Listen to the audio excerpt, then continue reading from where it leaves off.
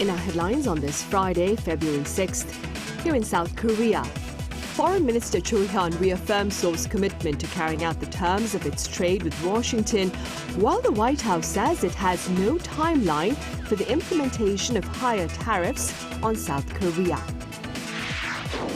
Meanwhile, South Korea's benchmark cost per index sees the activation of yet another circuit breaker earlier today as investors engage in a rapid sell-off spree. And South Korea posts its largest ever annual current account surplus of over $123 billion in 2025, driven by stellar shipments of semiconductors overseas. Foreign Minister Cho Hyun has dismissed talk of deliberate delays in legislation to facilitate South Korea's investments into key American industries. Our correspondent Kim Bo-kyung covers his remarks. South Korea's Foreign Minister Cho Hyun has explained to his U.S. counterpart, Secretary of State Marco Rubio, that Seoul is not deliberately delaying legislation related to a special bill on U.S. investment. Cho told the press at South Korea's embassy in Washington, D.C. on Thursday local time that he had made the remarks during a meeting with Rubio earlier this week. According to Cho, ahead of the talks, Rubio said that while South Korea-U.S. relations are not in a bad state, he wanted to share that there was unfavorable sentiment within the U.S. side regarding the implementation of trade-related commitments. Though trade and investment issues are not directly his responsibility, Rubio said he raised the issue because he oversees overall bilateral ties and suggested the two sides manage the situation through closer diplomatic communication to prevent that negative sentiment from spilling over into other areas. Cho responded by emphasizing the Korean government's commitment to implementing bilateral agreements. Rubio cautioned against delays in implementing trade commitments spilling over into broader ties, and we reaffirmed Korea's firm commitment and denied any intentional legislative delay. He further stressed to Rubio that the joint fact sheet rests on economic and security pillars, and that implementation timelines could vary by issue. While emphasizing that security cooperation should not be hindered by trade-related concerns, he asked Rubio to encourage relevant U.S. agencies to fully engage in three key areas of bilateral cooperation: nuclear energy, nuclear-powered submarines, and shipbuilding. Rubio agreed and said he would closely follow the issues. Meanwhile, Cho also met U.S. Trade Representative Jamieson Greer, where Greer reportedly underlined the importance of Seoul implementing progress quickly, not only on U.S. investments, but also on issues related to non-tariff barriers. Kim Bo-kyung, Arirang News. And in related news, the White House has served to put to rest fears here of an imminent implementation of higher U.S. tariffs on South Korean goods into the American market. Our Moon Hye-ryun explains. The White House says it has not yet decided when higher tariffs threatened by U.S. President Donald Trump on South Korean goods would take effect, leaving Seoul facing continued uncertainty as high-level negotiations remain stalled.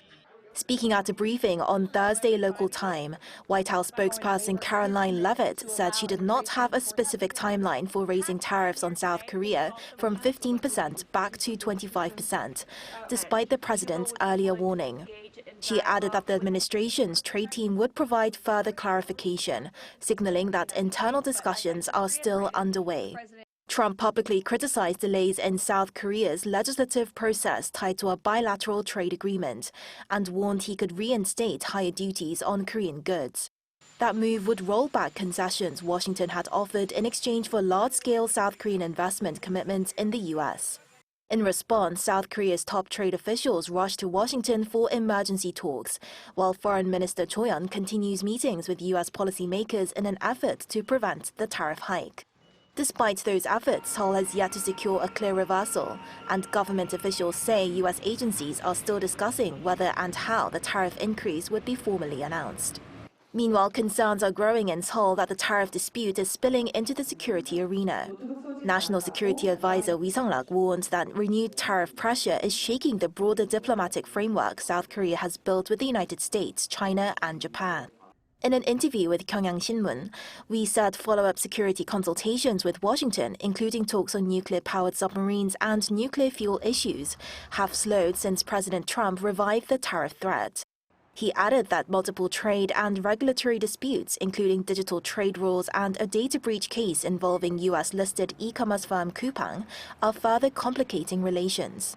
We cautioned that economic and security issues are now becoming intertwined, urging Seoul to respond carefully while maintaining coordination with its key ally. Moon Hae-ryun, Arirang News. Back here in South Korea, the local bourse witnessed dramatic fluctuations this week as it sought to maintain its 5,000 mark. And our Park Chun-han reached out to pundits for their take on the latest market action. Do take a listen. South Korea's benchmark Kospi delivered one of its most dramatic roller coaster weeks in recent memory, with 3 sessions seeing moves of more than 5% either up or down, triggering a sidecar that halts program trading for 5 minutes. Upon opening on Friday, the local market saw another downturn as the index fell below 5,000 again, which triggered yet another sell-side sidecar at 9:06 a.m. amid continued global tech pressure and a weaker won. By the Kospi's close on Friday at 5,089.14 points, down 1.44% from Thursday, the index had recovered part of its intraday losses, though the week was marked by brutal volatility, plunging on Monday, rising on Tuesday and Wednesday, and retreating again on Thursday and Friday. The volatility was mainly driven by global investors' skepticism over AI investment sustainability, U.S. rate policy uncertainty, and risk aversion moves against speculative assets like Bitcoin and precious metals. Domestically, the benefits from the semiconductor sector are still carrying through to some extent. However, Korea's stock market cannot fully decouple from the movements of the U.S. market. With U.S. stocks showing signs of weakness recently, combined with foreign investors' less supportive fund flows, these factors are contributing to heightened volatility in the local market. Domestically, while semiconductor tailwinds persist and individual investors showed resilience, foreign outflows and currency volatility amplified the moves. Also, as one economics professor noted, the market's rapid prior run-up made a correction inevitable. Kospi has been, rising so dramatically, for the last, I think, 6 months, the price went up almost 100%. So the greatest, surge in Kospi has been necessitated, because of such a great rise. So I think correction is necessary, for the good of the Kospi market. Looking forward, volatility is likely to stay elevated. While experts remain constructive on the long-term outlook, caution is warranted in the near term as investors closely watch corporate earnings, Federal Reserve signals, and $1 movements. Over the longer run, a rebound in confidence in the AI cycle and resilient demand for Korean chips could help the index stabilize and move higher, but sharp near-term swings remain a clear risk. Junan, Arirang News.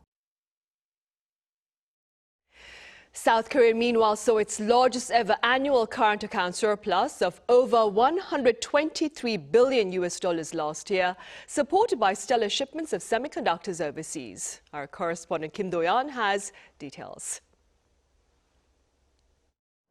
According to the Bank of Korea on Friday, the country's total surplus for 2025 reached $123.05 billion. This figure is an all-time high, as it smashes the previous record set back in 2015 by roughly $17.95 billion. While the semiconductor supercycle was the undeniable protagonist, the central bank notes that the supporting cast was just as important. Merchandise export grew for 2 consecutive months. IT products, led by semiconductors and communication devices, remained robust, while non-IT sectors like machinery, precision instruments, and pharmaceuticals also expanded. Driven by this broad-based growth, the goods account posted a surplus of nearly $138.1 billion. Exports alone jumped to over $718 billion, a historic high. The momentum peaked at the very end of the year. In December alone, the surplus hit $18.7 billion, the highest monthly figure ever recorded. This represents a jump of nearly $6 billion from November, extending the country's winning streak to 32 consecutive months in the black. However, the report wasn't entirely positive, meaning the record comes despite obstacles. The services account remained in the red with a deficit of $34.5 billion. While receipts reached $150 billion, payments driven largely by overseas travel exceeded $184 billion.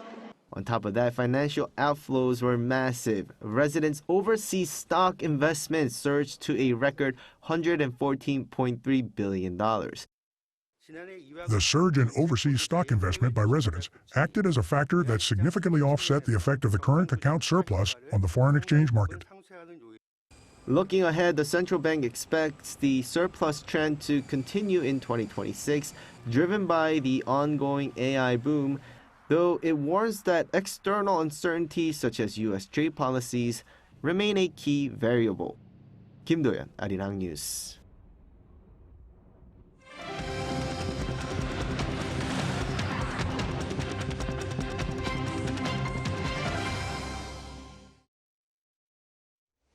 President Lee Jae-myung attended a groundbreaking ceremony for a railroad in the southeastern region of Gyeongsang-namdo province. At the event earlier on this Friday in the city of Koje, he said the railroad would usher in the transition to balanced regional growth, which he added was essential for national sustainability.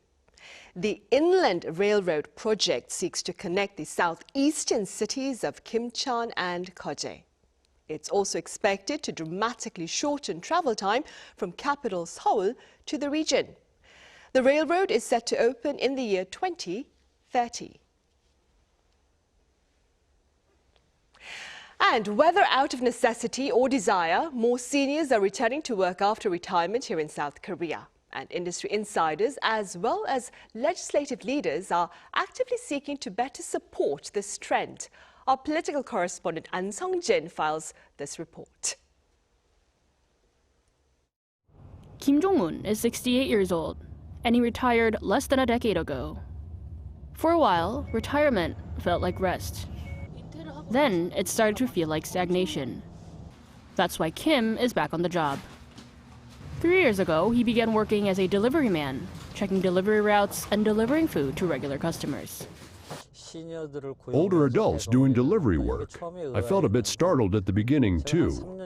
But now, as long as my body allows it, I want to keep working. Kim is one of the older delivery workers employed by a startup that hires people aged 55 to 74 as delivery personnel for scheduled logistics services. I think it's a good initiative for these companies to work with government support and hire older workers. We also feel very proud to be doing something. The company focuses on stable work for active older adults who want to remain economically and socially engaged. It started as an effort to help create workplaces for those who are in poverty or suffer from extreme loneliness. Our biggest goal is to become a leading HR platform that supplies older workers where human resources are needed. It's the sense of purpose that what many of those above 60 say they miss after retirement. And that's why both central and local governments, like the Seoul metropolitan government, are pledging to create 330,000 jobs for both public and private for older adults by 2040. And that's what the Seoul Senior Job Support Center has been working on. To address the gap between willing older workers and the market, the center supports seniors like him, offering not only job matching services, but also educational and training programs. Retirement is not an end. My hands-on experience can be helpful to others and have a meaningful role in society. Up to now, jobs for older adults have largely focused on public sector positions and relatively simple manual labor. We work on creating opportunities in the private sector employment. The Health Ministry announced earlier this week that it plans to provide more than 1.15 million jobs for older adults this year, a record number. And that's why a lawmaker says she continues to propose legislation, emphasizing the need for further budget allocation. Government-provided jobs for these older workers are actually way below demand, but it benefits them in economic, health, and social ways. It's not just welfare, but a social investment as well. As Korea further advances into a super-age society, the integration of workers like Kim will be inevitable as they become recognized for their potential as an untapped workforce. An Song-jin, Arirang News. Elsewhere, a nuclear weapons control treaty signed between the U.S. and Russia expired on Thursday, with President Donald Trump calling for a new treaty that also includes China. Now, China, for its part, has been quick to decline. Our Lee Seung-jae has more. U.S. President Donald Trump is calling for a new nuclear arms treaty after the expiration of the last major nuclear agreement between the United States and Russia, raising concerns about a possible new arms race. The New START treaty was signed in 2010 and limited deployed strategic nuclear warheads and delivery systems. It was negotiated under President Barack Obama and extended under President Joe Biden. With this expiration, there are now no binding limits on the two countries' strategic nuclear arsenals. President Trump on Thursday called the deal badly negotiated. Posting on Truth Social, he urged nuclear experts to begin work on a new and modernized treaty. Russia had already halted inspections under the treaty as relations with Washington worsened. This week, Moscow said it no longer considers itself bound by warhead limits. The Trump administration wants China included in any future pact. U.S. Secretary of State Marco Rubio said China must be part of future nuclear arms talks, citing its rapidly growing stockpile. Obviously, the president's been clear in the past that in order to have true arms control in the 21st century, it's impossible to do something that doesn't include China because of their vast and rapidly growing stockpile. However, Beijing has rejected that push, calling the treaty's expiration regrettable and urging the U.S. and Russia to resume talks on stability. The foreign ministry stressed that China strictly adheres to a self-defense nuclear strategy. Meanwhile, President Trump endorsed Japanese Prime Minister Tsunade Takaichi ahead of Japan's general elections on Sunday, calling her a strong and wise leader. Japanese media predict the ruling coalition could win a solid majority. Pundits say Takaichi supports constitutional revision to expand Japan's military role, and Trump's endorsement could influence the debate as voters head to the polls. Lee Seung-jae, Arirang News. Over in Italy, the opening ceremony of this year's Winter Olympics begins on Friday in Milan, and our correspondent Park Gonu shares with us the prospects of Team Korea at the Games this time around. Team Korea's gold rush begins as soon as the 2026 Winter Games get underway, with the opening ceremony set for Friday at 8 p.m. local time. 71 athletes will compete across 12 sports disciplines over the next 2 weeks. Attention automatically turns to short-track speed skating, traditionally one of Korea's strongest events. From three-time Olympian Cho Hyun to the IOC's recently selected top 10 rising star Im Jong-won, Korea heads onto the ice with medal hopes in 9 events, spanning relays and individual races. With around 30 Winter Olympic gold medals in its history, expectations are once again running high.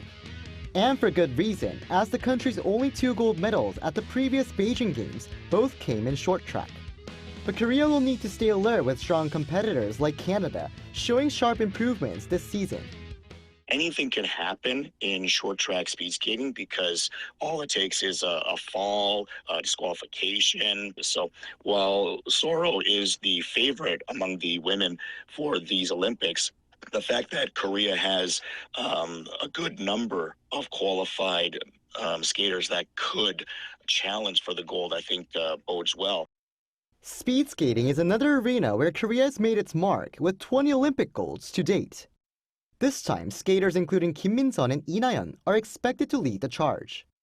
Figure skating also carries historic weight as third-time Olympic participant Cha Hyun aims to finally deliver Korea's first-ever Olympic medal in men's figure skating. And beyond the ice, a new story might be unfolding in snow, where athletes like Cho Hyun could deliver surprises and keep the door open for an unexpected medal.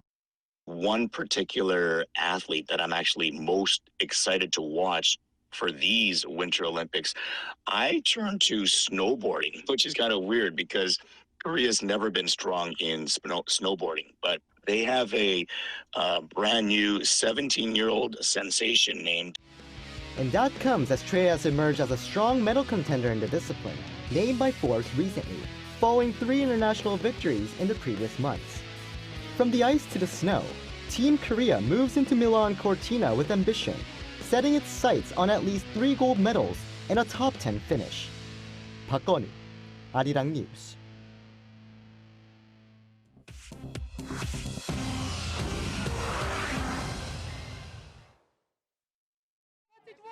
This is The World Now, bringing you everything you need to know from around the globe.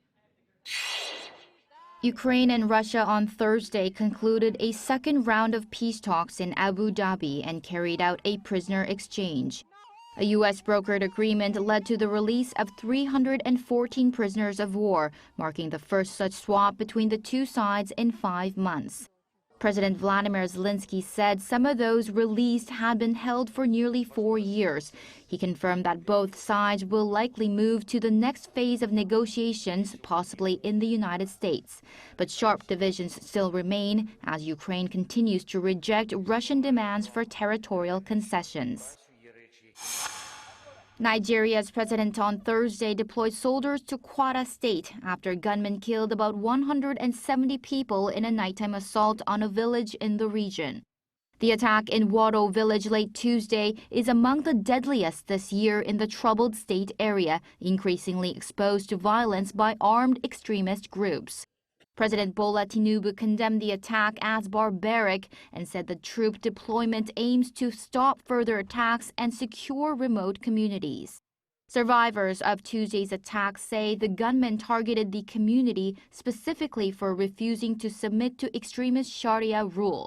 Security experts now warn that ISIS-linked factions are aggressively expanding their territory from the north toward the southern Kaindi forest. The Trump administration on Thursday unveiled sweeping changes that would allow the president to more easily fire as many as 50,000 federal employees. The overhaul targets workers that the administration says shape policy without accountability. This move reclassifies 50,000 career employees, effectively stripping them of their long-standing job protections. This grants the president direct authority to terminate any staffer deemed an obstacle to his policy agenda. The administration claims the latest move will ensure government efficiency. Worker unions are challenging the move in court. Cho Hyun, Arirang News.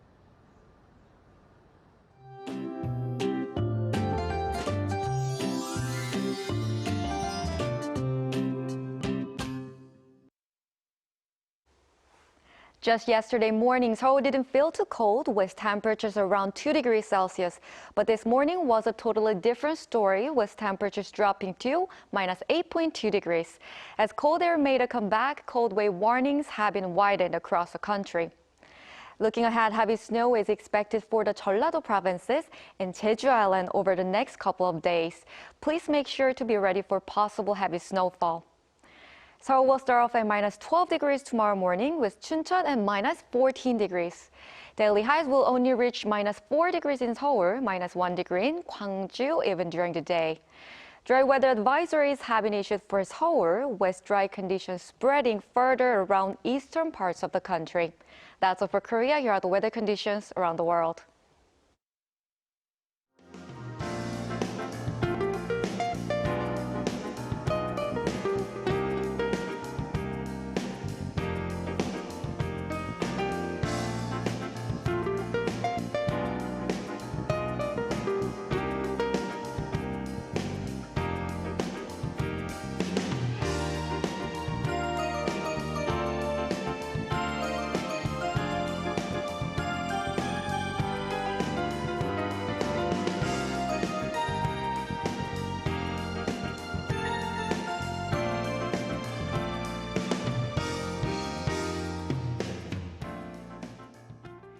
Those are the headlines at this hour here in South Korea. Our next newscast comes your way at 8 in the evening Korea Standard Time. Coming up now is our daily panel session, so do stay with us.